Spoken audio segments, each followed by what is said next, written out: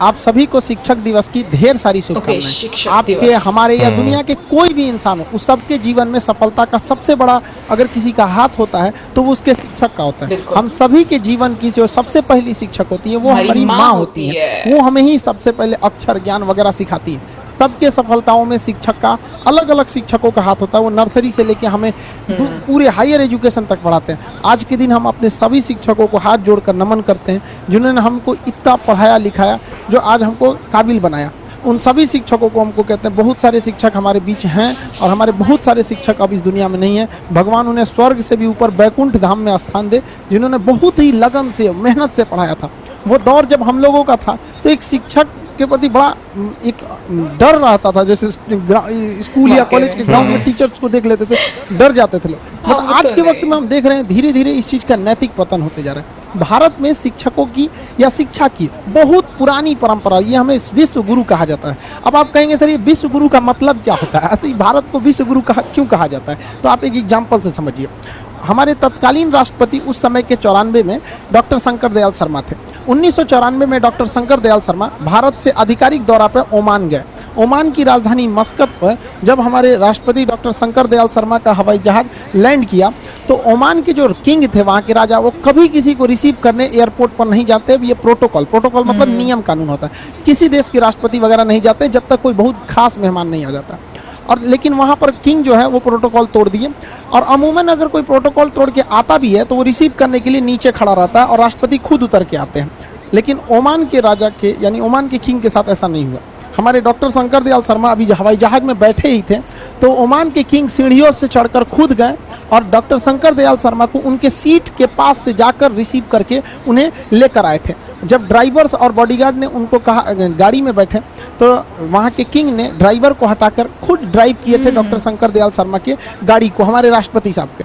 और उन्हें इतना इज्जत दिया गया था जो इससे पहले ओमान में किसी विदेशी गणमान्य को ऐसी इज्जत नहीं मिली थी। जब मीडिया वालों ने उनसे पूछा कि आखिर शंकर दयाल शर्मा में ऐसा क्या खास है जो आपने इतने सारे प्रोटोकॉल्स तोड़ दिए, आज तक किसी राजा या किसी देश के प्रधानमंत्री राष्ट्रपति को इज्जत नहीं मिली। तो ओमान के किंग ने कहा कि जब मैं स्टूडेंट था और भारत में पढ़ाई कर रहा था तो उस समय पुणे में जब उनकी पढ़ाई चल रही थी ओमान के किंग के, तो डॉक्टर शंकर दयाल शर्मा वहाँ पे उनके शिक्षक थे, वो वहाँ पे प्रोफेसर थे। तो उनका कहना था मैंने किसी राष्ट्रपति या प्रधानमंत्री को वो इज्जत नहीं दिया, बल्कि मैंने अपने गुरु को ये सम्मान दिया। उन गुरु के लिए मैंने इतने सारे प्रोटोकॉल तोड़े। इसलिए भारत को विश्व गुरु कहा जाता था।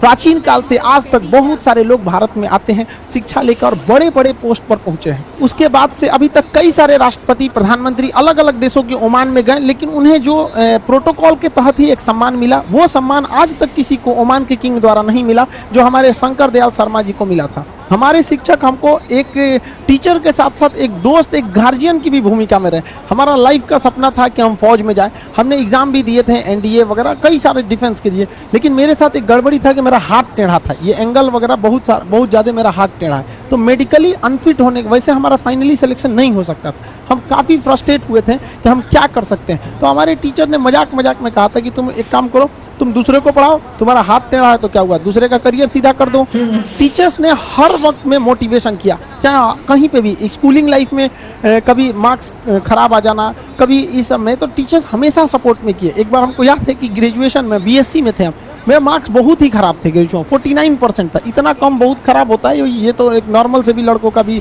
इससे ज़्यादा ही आता है। मार्क्स बहुत कम आए थे, हम टेंशन में हो गए थे वहाँ पे। तो उन्होंने कहा टेंशन क्या लेते हो, लाइफ में टॉप करो, स्कूल या एग्जाम में टॉप किए ना किए कोई फर्क नहीं पड़ता है यहाँ पर। इसलिए किसी भी लाइफ की एंट्री भले खराब हो लेकिन एग्जिट एकदम तगड़ा होना चाहिए। आपका बचपना भले गरीबी में बीता हो लेकिन आपके माँ बाप की बुढ़ापा कभी गरीबी में नहीं बीतनी चाहिए। और लाइफ में ठोकर लगना तो बहुत जरूरी है, क्योंकि ताश में जोकर और जिंदगी में ठोकर कभी भी माहौल बदल सकते हैं। और बुरा वक्त से कभी घबराना नहीं चाहिए, क्योंकि बुरा वक्त ही बताता है कि लोग क्या थे और हम क्या समझ रहे थे। लाइफ में सबके साथ चैलेंजेज आते हैं, सबके जीवन में कठिनाइयाँ आती हैं। कठिनाइयों का आना एक पार्ट ऑफ लाइफ है और उससे जीत कर निकल जाना एक आर्ट ऑफ लाइफ है। सबके जीवन में संघर्ष आते हैं, हम लोग के समय में भी आए थे। बहुत सारे लोग ठग के चले गए, हमको तो इतना ज़्यादा ठगा गया कि हम पटना केवल इसीलिए रुके कि हमको घर जाने का पैसा नहीं छोड़ा था। इस तरह से हमको यहाँ पर नोच लिया था लोगों ने, लेकिन हम धैर्य रखे, अपने टीचर से बात की तो उन्होंने काफ़ी मधुर भाषा में बोला कि देखो बेटा, जीवन में किसी को ठगना पाप है, ठगा जाना कभी पाप नहीं है। तो तुम्हें कोई ठग रहा है तो ये उसकी गलती है। जीवन में तुम किसी को मत ठगना, क्योंकि हम किसी भी इंसान के सीसीटीवी कैमरे से बच सकते हैं, लेकिन जो ऊपर वाले ने सीसीटीवी कैमरा लगाया है उससे कोई नहीं बच सकता। इस देश में कुछ ऐसे लोग हैं ना जिनको अपने बारे में मतलब नहीं है, लेकिन दूसरे के बारे में टांग वो ज्यादा लगाएंगे। उन लोगों से कहते हैं भाई दूसरे के ऊपर पीएचडी करने से बेहतर है खुद के ऊपर ग्रेजुएशन कर लो, ज्यादा अच्छा रहेगा। हमको एक बार 22 मई को रिपोर्ट ऑन खान सर पूरा ट्विटर पे ट्रेंड कर दिया, आप लोगों ने देखा होगा। अजीब सा माहौल बना दिया उन लोगों ने। कीजिएगा, वक्त जब बिगड़ता है तो गूंगे भी बुराई करने लगते हैं। जब लोग बराबरी नहीं कर पाते तो पैरों के नीचे खुदाई करने लगते हैं, लेकिन ऐसे लोग ज्यादा देर तक टिकते नहीं हैं, सारे लोग खत्म हो जाते हैं। वैसे भी जब इस कंट्रोवर्सी चल रही थी मेरे ऊपर, तो सारे स्टूडेंट ने, सारे शिक्षक, अलग अलग फील्ड के, कुछ डॉक्टर्स, वकील, मतलब इवन जो लोग एजुकेशन से डायरेक्ट नहीं जुड़े हैं, इनडायरेक्टली जुड़े हैं, उन लोगों ने भी बहुत सपोर्ट किया। आप सभी लोग का आज के दिन बहुत बहुत धन्यवाद करते हैं, ताकि आप लोगों ने बहुत ज़्यादा सपोर्ट दिखाया। टीचिंग में क्या है कि भाई देखिए, बहुत हम सब की टीचर्स की अलग अलग कोचिंग्स हो सकती हैं, अलग अलग सब्जेक्ट हो सकते हैं, बट सबका ध्येय, सबका उद्देश्य एक ही रहता है कि ज़्यादा से ज़्यादा लोगों को शिक्षित किया जा सके, ताकि हर इंसान अपने फील्ड में आगे जा सके और व्यक्तिगत रूप से देश की भलाई में बहुत सारा काम कर सके। ऐसा नहीं कि किसी जगह पे सुधार की कोई गुंजाइश नहीं होती, हर जगह कुछ ना कुछ सुधार की गुंजाइश होती है। टीचिंग फील्ड में भी हमने एक चीज़ को देखा है कि मतलब टीचिंग में एक टीचर दूसरे टीचर, कुछ ऐसे नहीं, ऐसे 2-4% टीचिंग में देखे होंगे कि किसी दूसरे टीचर की बुराई करना, या वो ऐसा पढ़ा रहे हैं, ऐसा नहीं करना चाहिए किसी भी टीचर को, क्योंकि उसे इंडिविजुअल सोचना चाहिए कि इससे अगर वो किसी एक टीचर्स की बुराई कर रहा है तो इससे वो इंडिविजुअल नहीं रह जाता, फिर एक कैटेगरी। जब आप टीचर बोलते हैं तो एक समुदाय को वो दर्शाता है, तो ऐसा नहीं होना चाहिए। दूसरी टीचर्स में आज के वक्त में क्या है कि वही पुराना स्टाइल है कि भाई किताब खोलें और पढ़ाने लगे, तो ये गलत है तरीका। टीचर्स के अंदर खुद सोचना चाहिए कि अगर वो लोग, कोई भी टीचर हो दुनिया में, कोई भी, अगर खुद से किताब सामने रखेगा तो एक सामने पढ़ने वाले स्टूडेंट का मोरल गिर जाएगा कि भाई टीचर ने खुद ही किताब खोल रखा। हम लोग जब पढ़ते थे तो एक चीज़ हम लोग के मन में एक चीज़ जरूर घूमता था कि यार सर को इतना याद कैसे रहता है, क्योंकि हम लोग के टीचर ने कभी किताब नहीं खोला। वो अलग बात है कि आप कोई न्यूमेरिकल सॉल्व करा रहे हैं या कुछ भरवा रहे हैं तो वो एक मजबूरी है, बट जब समझाने का वक्त हो, एक फ्लो का वक्त हो, तो उसमें नहीं रखना चाहिए। ये सही नहीं है, क्योंकि इससे स्टूडेंट्स का क्या होता है, मोरल डाउन होता है। और स्टूडेंट्स लोग को भी कहते हैं कि भाई आपको क्या है कि एक टीचर का लेवल ऊपर होता है, स्टूडेंट का नीचे। अगर टीचर इस लेवल पे पढ़ाने लगे तो स्टूडेंट को समझ में नहीं आएगा, और स्टूडेंट एकदम नीचे रहेगा तो उसे भी समझ में नहीं आएगा। तो टीचर्स को क्या है कि अपनी भाषा वगैरह सरल करके थोड़ा स्टैंडर्ड नीचे लाना है लेवल को, और स्टूडेंट्स को घर पे थोड़ा एक्स्ट्रा मेहनत करके बराबर आना है, तब दोनों में अच्छे से समझ में आएगा। बट यहाँ स्टूडेंट्स को लगता है कि डर नाम का चीज़ नहीं है। गार्जियन को भी कहते हैं कि भाई आप अपने बच्चों को जी जान से मोहब्बत कीजिए, बट उस पर उस तरह से नज़र रखिए जैसे दुश्मनों पर नज़र रखते हैं, वरना वो बिगड़ेगा। दोबारा समय नहीं देता है किसी के पास में। लड़का को फ्रस्ट्रेट होता है तो एक बार अपना टाइम टेबल बनाएगा, सुधारेगा। भाई इतना ऐसा टाइम टेबल बनाओ जो दिल में रहता है। और बहुत से लड़कों को देखते हैं कि सुबह 4 बजे उठते हैं। हमने अपनी लाइफ में कभी 4 बजे नहीं उठेंगे तो पूरा दिन डिस्टर्ब रहेगा। आप जिस समय कंफर्टेबल हैं उस समय उठिए, लेकिन हाँ एक बात जरूर याद रखिएगा, जितना जल्दी उठेंगे उतना ज़्यादा आपके पास वर्क टाइम ज़्यादा रहेगा। अब देर से सो के उठेंगे तो आप एक अच्छा सा वर्किंग टाइम को गंवा चुके रहेंगे। तो एटलीस्ट कोशिश कीजिए कि भाई बहुत से बहुत तो 6-7 के बीच में उठ ही जाइए। और पहले उठते हैं तो ये अच्छी बात है, लेकिन ऐसा नहीं है कि जो पहले नहीं उठते हैं उनके लिए बहुत गलत बात। आप जितना पढ़ सकते हैं अपनी कैपेसिटी के हिसाब से ही पढ़िए। आपकी बॉडी 8 घंटा नहीं सस्टेन कर पा रही है, आप 4 घंटा ही पढ़िए, बट धीरे धीरे उसको इंक्रीज कीजिए।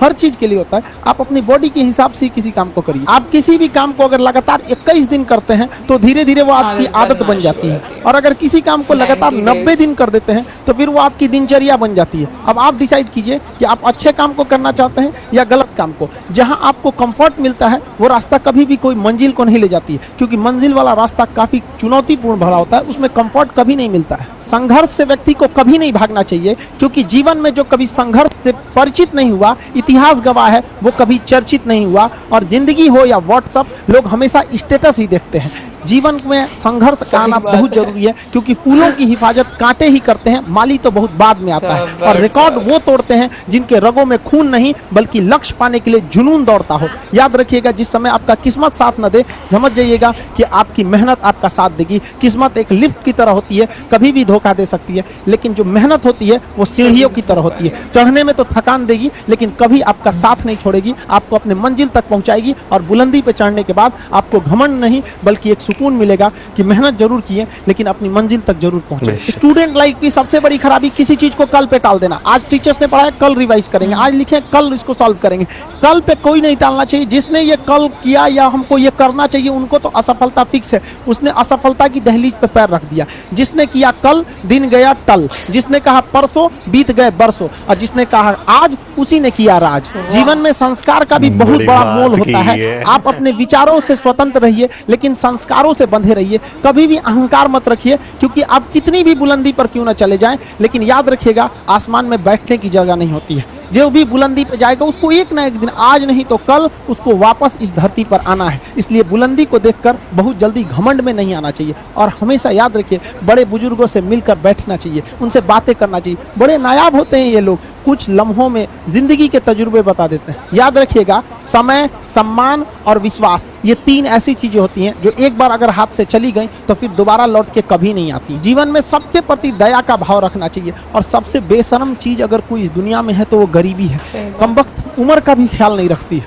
और किसी के वक्त का मजाक मत उड़ाइएगा जनाब, ये वक्त है सबके चेहरे याद रखता है।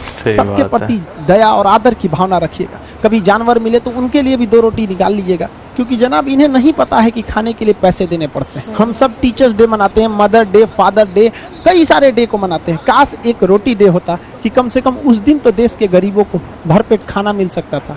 ये जिंदगी है, इसे सीखना बड़ा मुश्किल होता है, क्योंकि जब तक ये समझ में आती है ये आधी खत्म हो चुकी रहती है। इस जिंदगी में आप चाहेंगे कुछ, मिलेगा कुछ, बनना कुछ और रहेगा। बहुत ही ज़्यादा अनसर्टेनिटी होती है इस ज़िंदगी में। हर कदम पर हमें कुछ ठोकरें लगती हैं और हमें कुछ ना कुछ सीखने को मिलता है। अगर बात करेंगे इस साल की, तो टीचर ऑफ द ईयर, इस बार टीचर ऑफ द ईयर कहेंगे तो कोविड-19 को कहेंगे, क्योंकि इसने बहुत अच्छों को सिखा दिया कि वो क्या थे।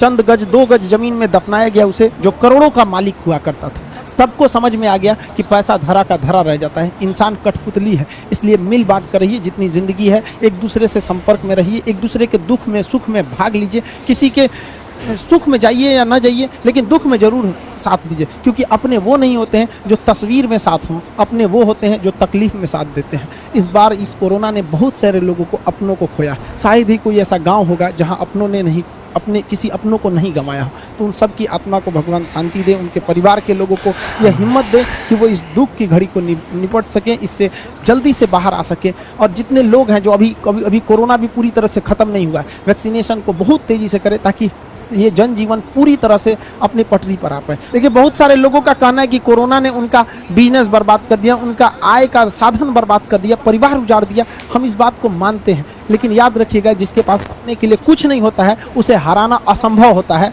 अब याद रखिए, अब आपको जिनको ने बहुत ज़्यादा संघर्ष देखा उन्हें हराना मुश्किल होता है, क्योंकि झूला अगर बहुत पीछे जाता है तो याद रखिएगा वो बहुत आगे का भी सफ़र करता है। इसलिए ज़िंदगी से संघर्ष से सीखना रहना चाहिए, भागना नहीं चाहिए। आप सब देश के किसी भी कोने में रहे, हमेशा एक दूसरे का साथ दे, अपने गुरु का हाथ पकड़ के चले। जीवन में किसी के पैर पकड़ने की जरूरत नहीं पड़ेगी। देश के सारे स्टूडेंट्स को मेरे दिल से ढेर सारी शुभकामनाएं। उन्हें जल्दी से जल्दी भगवान सफल करें, और अपने माँ बाप का सपना लेकर, वो जिस सपने को लेकर वो आगे बढ़े, जल्दी से जल्दी वो सपना पूरा करें, ताकि माँ बाप का भी सीना गर्व से चौड़ा हो सके। हम लोग अब रेगुलर क्लास करते रहेंगे, मंडे से हर एक क्लास अपने टाइम पर लाइव चलते रहेगा। मिलेंगे।